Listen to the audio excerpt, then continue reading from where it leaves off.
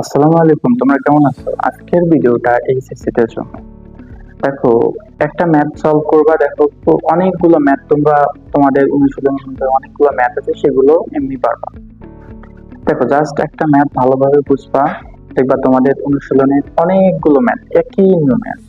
আশা করি ওইগুলো তোমাদের বাসার কাজ থাকবে, করবা। আচ্ছা দেখো, এখানে কি আছে?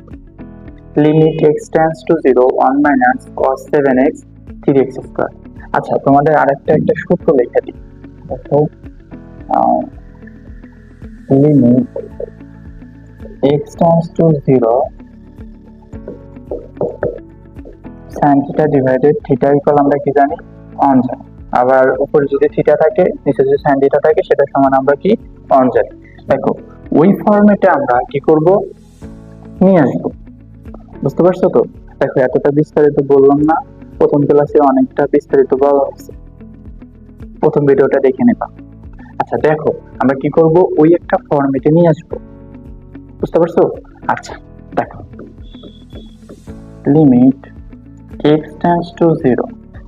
আচ্ছা দেখো, আমরা আমরা 1 মাইনাস cos 2 থিটা এই সূত্র পড়ে আসছে। দেখো, 1 মাইনাস cos 2 থিটা ইকুয়াল আমরা কি জানি?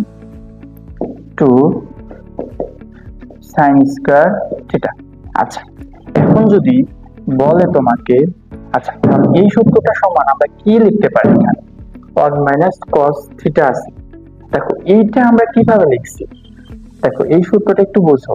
1 মাইনাস cos 2 থিটা, তাহলে এইটা আমরা সমান কি লিখছি? 2 sin square theta by 2 theta by 2। আমরা কি করছি? যে থিটা আছে সেটা দ্বারা 2 দ্বারা কি করেছি? ভাগ করে দিচ্ছি।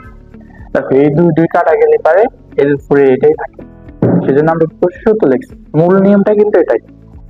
আচ্ছা দেখো, এই ক্ষেত্রে দেখো 1 মাইনাস cos এর সাথে যে কোনো একটা রাশি, যে কোনো একটা জিনিস দেওয়া আছে, মানে থিটা, যেটাকে আমরা থিটা বলছি।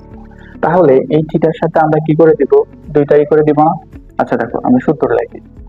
2 sin স্কয়ার, তাহলে এটা আমাদের থিটা, তাহলে কি করবো? আমরা 2 দ্বারা ভাগ করে দিব। আশা করি বুঝতে পারছো। দেখো, এই সূত্রটা কিভাবে আসলো, কিভাবে মূল চিন্তা আসলো, জাস্ট এটা যদি ভালোভাবে বলো ইনশাল্লাহ। আচ্ছা দেখি নিচে কি আছে? 3x স্কয়ার আছে। আচ্ছা, আশা করি উপরের লাইনটা বুঝছো।